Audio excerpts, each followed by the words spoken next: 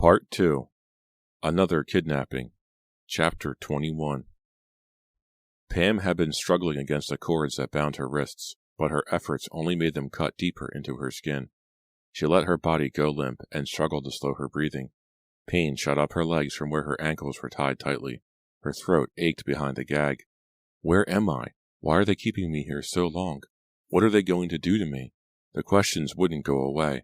As hard as she struggled to force them from her mind, they kept coming back, and with the questions came a rising panic that choked her and sent shiver after cold shiver down her body.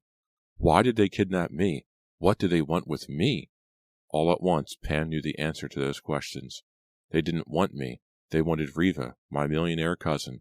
Riva, Riva, Riva. The name burned more cruelly than the pain in her wrists and ankles. This is Riva's fault, Pam thought bitterly.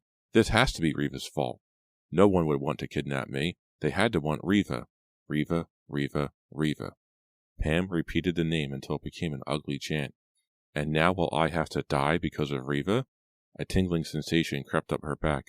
It felt as if 1,000 tiny insects were crawling all over her. Pam tried to swallow, but her throat was too dry. If they don't loosen this gag, I'm going to choke to death, she thought. For the 1,000th time, she rubbed her head against the pillow, trying to slide the blindfold off, but it wouldn't budge. Riva, Riva, Riva. They wanted Riva, but they got me. Pam could hear the two of them fighting about it in the next room. There was a girl and a guy, she knew that much. She hadn't been able to catch their names. They had been very careful about not saying their names. The girl sounded young, Pam thought. A teenager, maybe. The guy? She couldn't tell. He was loud and vulgar, and he always sounded angry. He sounded very angry now. They were moving around noisily in the other room, pacing back and forth. Pam struggled to hear their conversation. It's not my fault, the girl was shrieking. Not my fault, not my fault. The guy nastily imitated her voice. Then whose fault is it, honey bunch? You and Press went to the store. You went right up to her, didn't you? The man demanded. Please, no names, the girl protested. She can hear us. You know how thin the walls are. So tell me how it happened, the man insisted, ignoring her complaint. How did we get the wrong girl? How could you not know? I never saw her face, the girl screamed shrilly. I was down on the floor, pretending to search for my contact, remember? I never saw her. She was wearing some kind of big floppy hat. The man let out a snarl of rage. Then Pam heard a crash. The girl screamed. Had he thrown a lamp or something at her? The neighbors, she was screaming now, her voice high with fright. Maybe they'll let me go, Pam thought. She felt a sharp stab of pain at her ankles. The cords were too tight, too tight. Her feet were tingling, numb. Now that they know they have the wrong girl, maybe they'll let me go. She held her breath, listening hard. It was quiet in the other room now. I'm sick, the man whined. I'm really sick. All this work, all this tension. It's a stupid mix-up, the girl replied. If your stupid brother had been with us. I'm sick, the man repeated. My headache is coming back. I can feel it. How do you think I feel? The girl cried emotionally. This was supposed to be a great Christmas. It was supposed to be like in the movies. But now... Now what? Pam wondered. What? Now what are you going to do? Let me go home? Please. Oh, please let me go home. Pam heard footsteps in the next room, the floor creaking. Let's go see who she is, the man was saying. Maybe we've got someone good in there. You know, another rich girl. No, you don't, Pam thought miserably. You don't have a rich girl. You've got Riva Dalby's poor cousin. Her heart jumped as she heard the door open. She heard footsteps approaching the bed. A stab of pain shot out from her cut wrists. The tingling crept up her back. They're in the room. They're looking at me. What are they going to do to me? She tried to make a sound, but her throat was too dry, the gag too tight. Suddenly, she felt the pressure of hands on her face. The gag was untied and pulled off. Who are you? The man called down to her. What's your name? She opened her mouth, but realized she couldn't make a sound. Water, she managed to whisper. Water, please? What's your name? He insisted impatiently. Get her a glass of water, the girl urged. Please, Pam pleaded.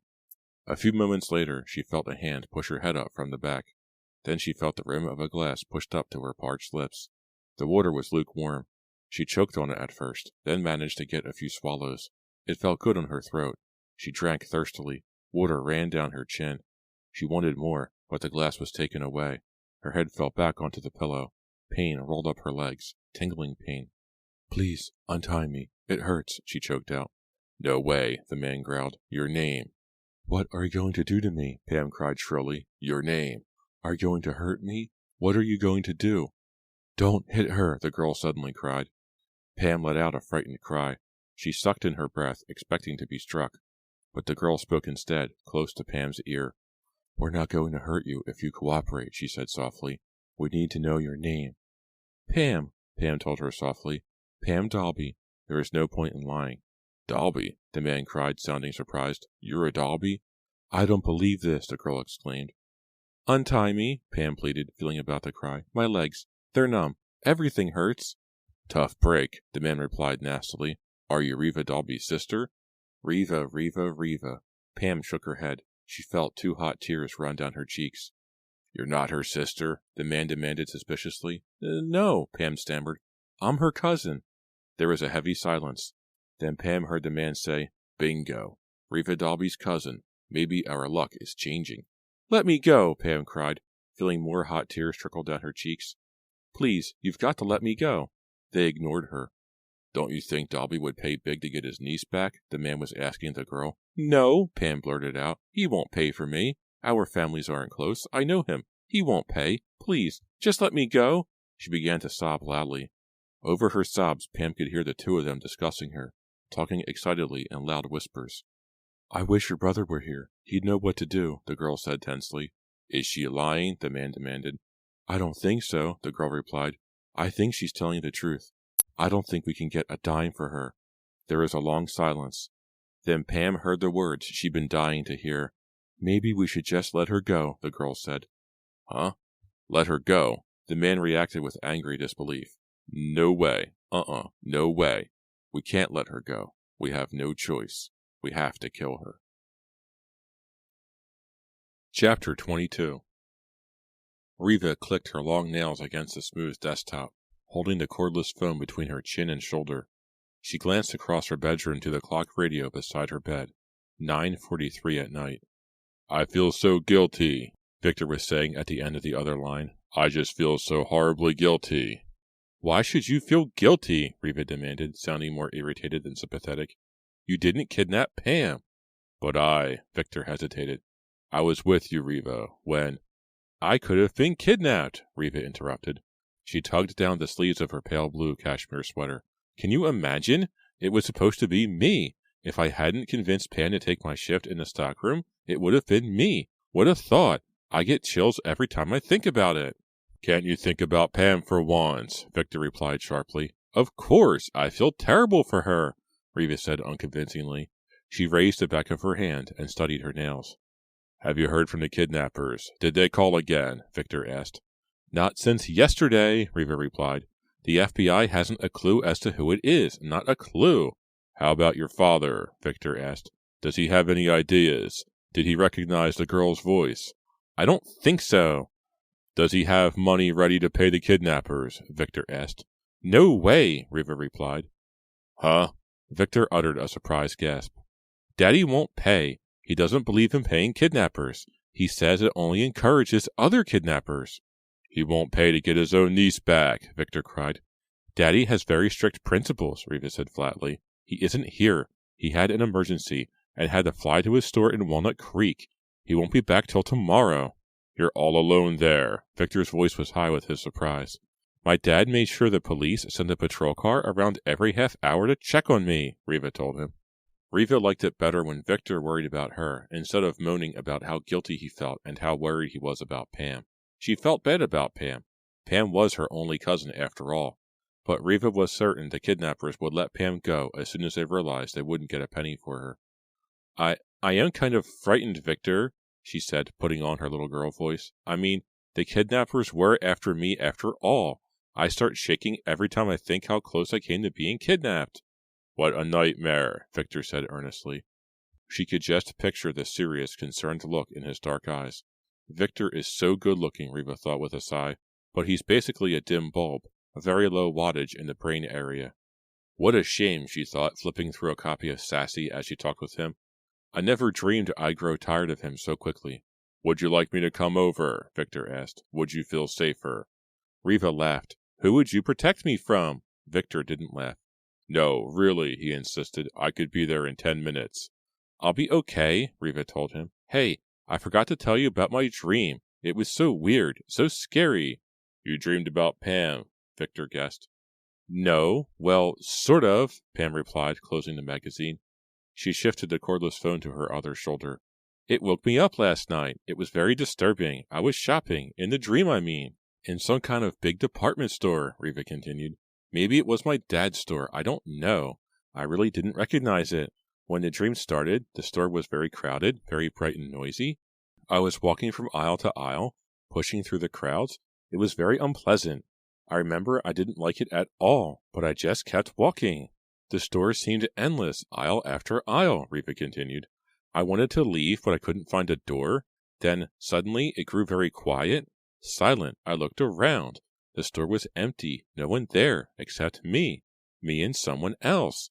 I heard footsteps behind me, and I knew someone was chasing me. You know how you just know things in dreams? Yeah, sure, Victor replied. Scary. Wait, it gets worse, Riva promised. I started to run. I was searching for an exit, any exit. But there was only aisle after aisle. I was terrified. I ran through the aisles, but he was right behind me, getting closer, closer. The only sounds were his footsteps and my panting breaths. I ran and ran. It seemed like I ran forever. And then he grabbed me, Riva said. Who? Victor demanded breathlessly. He had me by the shoulders, she continued. He wanted to drag me away, to kidnap me. I knew he wanted to kidnap me, but I fought and spun away. I turned around to see who it was. And it was Santa Claus. Huh? Riva laughed. It was Santa Claus. Do you believe it? Ho, ho, ho. Weird, Victor exclaimed. Then what happened? I woke up, Riva told him. Victor didn't say anything for a long while. Riva could almost hear his brain whirring. I guess you were really worried about Pam, he offered finally. Yeah, I guess, Riva said, yawning. I can never figure out what my dreams mean. I only knew I was afraid. You sure you don't want me to come over? He asked. Before Riva could answer, she heard a loud noise outside. She recognized the sound immediately, a car door slamming. Victor, I've got to get off. Someone's here, she told him. She jumped up and carried the phone to her bedroom window. Pushing back the curtains, she peered into the driveway. She heard the squeal of tires. A car roared away, but she couldn't say it. What was that thing at the bottom of the driveway? Was it a large sack? A garbage bag? She squinted hard, trying to see. Who is it? Victor was asking. I don't know. I'll call you later. She turned off the phone and tossed it onto her bed. Then she hurried down the carpeted stairs, taking them two at a time. Opening the coat closet, she grabbed a down jacket. She pulled it over her shoulders as she opened the front door, leapt outside, and began running to the bottom of the driveway. It was a clear, cold night. Her breath steamed up in front of her as she ran. Newly installed spotlights in the trees cast white cones of light over the front lawn. Riva gasped as she neared the street. Lying in the driveway, sprawled on her back, a body. A girl's body. Pam! Panting loudly, Riva dropped to her knees beside her cousin. Oh no, she moaned. They killed her! Chapter 23. Pam's eyes were closed. Her hair fell in a tangled disarray beneath her head. Her skin was gray under the pale wash of light from the lights overhead in the trees. They killed her, Riva murmured. She swallowed hard. Her throat suddenly felt dry. A chill ran down her back. Glancing up, she saw a low, dark form racing across the frozen grass toward her. She jumped to her feet, then realized it was only King, her guard dog. The big dog lowered his head and let out a soft whimpering sound. It's okay, King, Riva said, her voice tiny and frightened. It's okay, fella. Get lost, King. The dog stared at her for a moment, its eyes red in the eerie light. Then it sat on its haunches at the edge of the driveway. Riva heard a low groan. She lowered her eyes to the driveway. Pam blinked. Once. Twice. She groaned again. Her eyes opened. She stared up blankly at Riva. Pam! Riva cried. She dropped back down beside her cousin. Pam! You're alive! Pam struggled to raise her head, but the effort proved to be too much for her. Wincing in pain, she closed her eyes and lowered her head back to the driveway. You're alive! Riva repeated. She cradled Pam's head in her hands. She stroked Pam's damp, tangled hair. I'm not so sure, Pam groaned. We've got to get you inside, Riva said, shivering. Do you think you can stand up? Let's give it a try, Pam replied shakily. I've been tied up. My legs, they were completely numb. Reva helped pull Pam slowly to her feet. Then, allowing Pam to lean on her, Reva slipped an arm around her cousin's waist and guided her up the driveway to the house. They knocked me out. I was just coming to when they heaved me out of the car, Pam said as Reva lowered her onto the dark leather couch in the den. I hit my head on the pavement. I guess I blacked out again. Lie down on the pillows, Reva instructed Pam, moving a soft satiny pillow behind Pam's head. That's it. I'll get you a glass of water. Thanks, Pam said, shutting her eyes. I'm still a little dazed, I think. I'm very shaky. You know? Everything's trembling. My heart is racing. I'll call Dr. Sims, Reva said, heading toward the kitchen. And your parents, they'll be so happy. And then she added, I'll call the FBI, too. I have their number right by the phone. And the Shadyside Police. Reva hurried to the kitchen. She filled a glass with cold water from the dispenser in the refrigerator door. As she started to return to the den, she cried out, startled to find Pam right behind her. Hey, you scared me! Sorry, Pam murmured, lowering her green eyes. You should lie down, Pam. I don't want to be alone, Pam said fretfully. I'm so shaky. I'll just sit down at the counter. She pulled out a wooden kitchen stool and climbed onto it. What happened? Reva asked, watching Pam gulp the water. How did you get away? They had a big fight over what to do with me, Pam replied, working nervously at the tangles in her hair with one hand. There were two of them. Yeah? Did you get a good look at them? Reva asked, leaning her hands on the white counter. No. Pam shook her head solemnly. They had me blindfolded the whole time. I only heard their voices. Did you hear their names? Reva asked eagerly. Pam shook her head again. No, they were careful. Did they beat you up or anything? Reva asked, her face tightening with concern as she studied Pam carefully. It was horrible, Pam cried in a trembling voice. I was so scared, Reva. They threw a coat over me and hit me hard on the head in the stockroom. When I woke up, I was in a bed somewhere, all tied up, blindfolded and gagged. I thought they were going to kill me. I really did. Take it easy, Pam, Reva said softly. Pam let out a sob, her skin pale in the kitchen light. The man, he really wanted to kill me. He was very hot-headed, angry all the time, really out of control. The girl sounded too frightened to kill me. She just wanted to get rid of me. They argued and argued. Finally, they decided to dump me on your driveway and leave town as fast as possible, Pam continued. They left town? Reva's expression was one of surprise, mixed with relief. Yeah, they're gone, Pam said. I heard them say they had a friend in Canada. They were going to go up there and lay low for a while. Pam smiled for the first time. I'm so glad. I'm so glad they're gone, Reva. Her shoulders shook. She lowered her head into her hands and started to cry. Reva hurried over and put a calming hand on her cousin's trembling shoulder. You're okay now, Pam, she whispered. You're okay. They're gone, and you're okay. Pam was still crying softly when Reva heard the footsteps. Heavy footsteps in the front hall. Oh no, Reva thought, raising a hand to her mouth. I left the front door wide open. The footsteps grew louder. Pam heard them too. She jerked her head up, her eyes wild with fear. They came back, she cried in a choked whisper. Chapter 24. Both girls froze, their eyes locked on each other as they listened. The footsteps were in the back hall now. Pam uttered a low gasp, her shoulders still trembling. Reva pulled a copper frying pan off its hook on the wall. Gripping the handle tightly, she held it high, preparing to use it as a weapon. The footsteps drew closer, closer. From the hallway, Reva heard heavy breathing.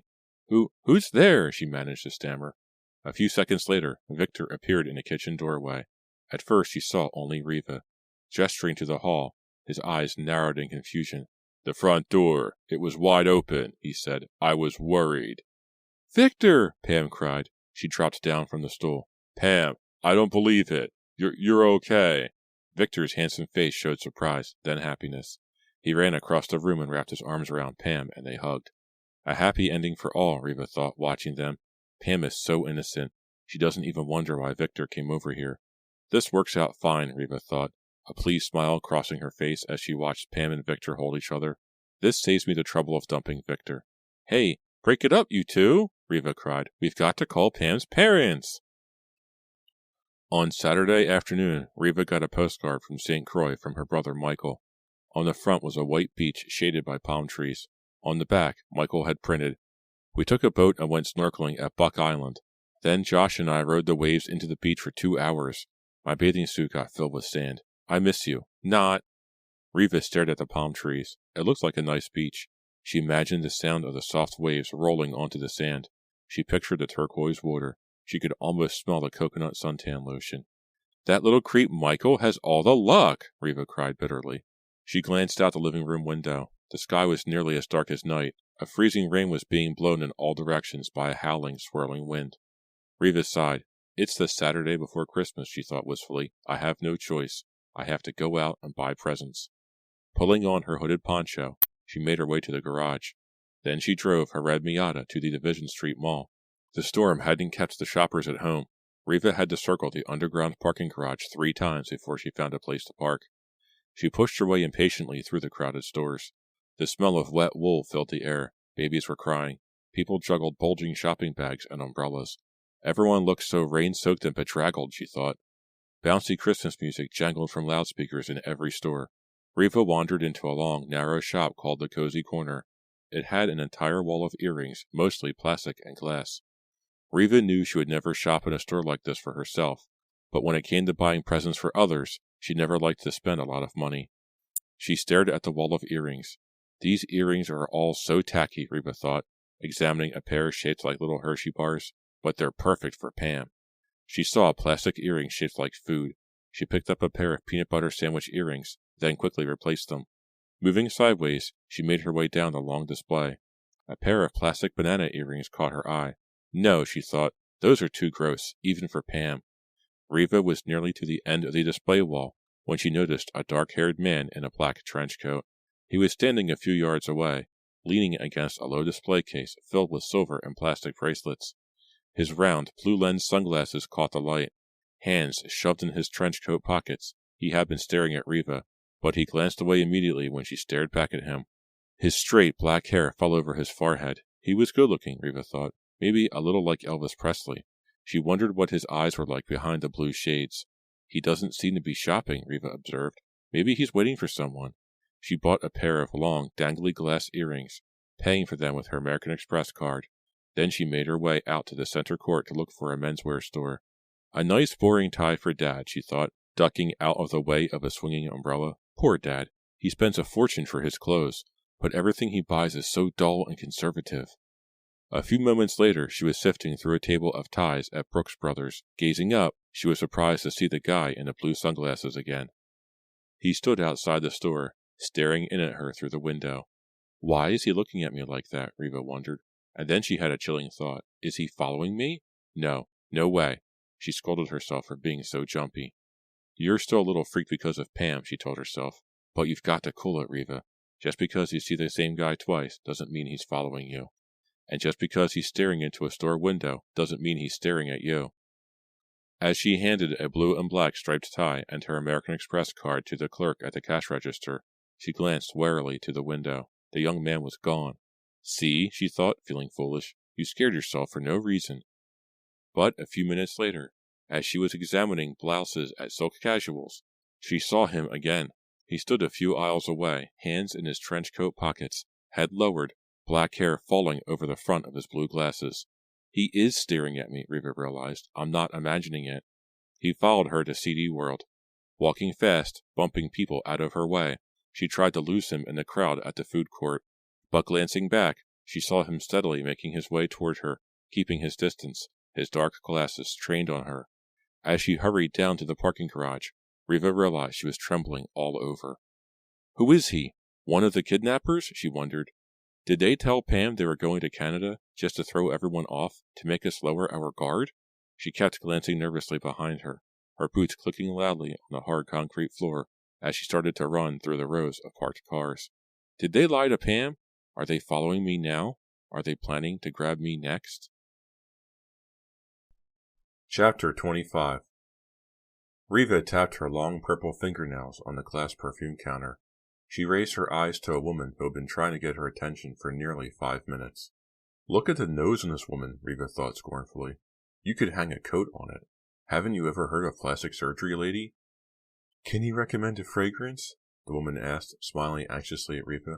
Something different. My husband is tired of my old fragrance. Then maybe you should take a bath, Riva thought. She almost burst out laughing. I really cracked myself up, she told herself. Try this one. It's brand new, Reva said, picking up a small sample spray bottle. Hold up your wrist. Or should I just spray it on your nose? She sprayed a mist of cologne on the woman's wrist. The woman sniffed it, tilting her head in concentration. Don't sniff too hard, Reva thought. You could inhale your entire arm. It's very flowery, the woman said. She sniffed again. I like it. She lowered her wrist, smiling at Reva. What's it called? It's called Eau de Skunk, Reva thought. It's called Black Rose, she said, gazing beyond the woman. She saw Pam making her way through the crowded aisle. Well, could you tell me the price? The woman asked, sniffing her wrist again. Not right now, Reva said, her eyes on Pam. She pointed to Francine, who was handling 3 other customers at the far end of the counter. She'll help you. I've got to run. But miss? As the woman sputtered her protest, Reva hurried away to meet Pam. Hey, Pam, you're back at work? Pam nodded, smiling at Reva. She wore a short black dress over dark green tights. Her blonde hair was tied back behind her head in a ponytail. I can't believe you came back so soon, Reva exclaimed. Why didn't you take a few more days to rest and get your head together? I couldn't, Pam replied, lowering her gaze. I really need the money. Don't they have kidnapping pay or something? Reva demanded. That was a thoughtless thing to say, she thought. Pam has been through a really terrifying time, and here I am making dumb jokes about it. Talk to Uncle Robert about that, Pam replied dryly. She cleared her throat. I wondered if you'd like to come over tonight, to my house. Huh? The invitation took Reva by surprise. We're trimming the tree tonight. I thought maybe you'd like to come help. Well, is Victor coming? Reva asked. Pam shook her head, the ponytail wagging behind her. He can't make it. He has to go somewhere with his parents. Well, yeah, Reva said. I'll come. It'll be fun. I feel guilty, I guess, Reva realized. That's why I'm agreeing to go over to Pam's and be bored out of my mind. We'll have popcorn and eggnog and a fire and everything, Pam gushed, squeezing Reva's hand. It'll be like an old-fashioned Christmas. Great, Reva replied, trying to imitate her cousin's enthusiasm. Great, Pam. A little after 7:30 that evening, Reva pulled her car onto Fear Street and headed toward Pam's house. The rain had finally stopped that afternoon, but the road was still wet and slick. The old trees that bent over the street on both sides glistened in the pale streetlights. As she drove past the burned-out Simon Fear mansion, which overlooked the Fear Street cemetery, Reva shook her head scornfully. How can Pam live on such a creepy, run-down street, she wondered. Surely Uncle Bill could find a better house, even on his pitiful salary. Pam's rambling old house came into view. To Reva's surprise, the porch light wasn't on. Probably broken, she thought, like everything else in Pam's house. She pulled the Miata up the gravel driveway, stopping at the cracked and rutted flagstone walk that led to the front stoop. She grabbed a shopping bag on the passenger seat. It contained the presents she had bought for Pam and her parents. As Reva climbed out of the car, Pam appeared on the front porch. Right on time! Hi! Pam called cheerily, waving as Reva started to make her way along the front walk. Hey, you weren't supposed to bring presents tonight. Just a few things to put under your tree, Reva called. She slipped, turning her ankle on a crack in the walk. Ow! Be careful. The flagstones are all loose, Pam said, stepping down. Out of the corner of her eye, Reva saw something move from around the side of the house. A darting shadow. She heard a scraping sound, hard breathing. Before she could turn to see what it was, a gloved hand clamped hard over her mouth. The shopping bag dropped from Reva's hand. Something heavy was pulled over her head, something wool and scratchy. A blanket? Hey, I can't see, she cried, her voice muffled under the weight of the blanket. An arm swept around her waist, grabbing her tightly. Stop, she heard Pam shriek. Hey, help! Help! With a choked gasp, Pam's cries were cut off. Reva thrashed her elbows back hard. Ow! Her attacker cried out as an elbow made contact. My mouth! Reva felt his arm slip away. This is my chance, she thought, gripped with panic. She tried to squirm out from under the blanket, but her attacker recovered quickly. He wrapped his arm tightly over the blanket, around her throat, tightening, choking off her air. Then a hard shove from behind sent her sprawling forward. You'll pay, he whispered coldly. You'll pay. Another hard shove. She realized she was being pushed down the driveway. This isn't happening, Reva thought, overcome with terror. This isn't happening. Help, Pam! Help! She cried. Reva struggled and pulled up a corner of the heavy blanket. She got a quick glimpse of Pam. Pam had been taken too. But before the blanket was jammed back over her head, Reva got a quick glimpse of the car they were being dragged toward, a beat-up old Plymouth.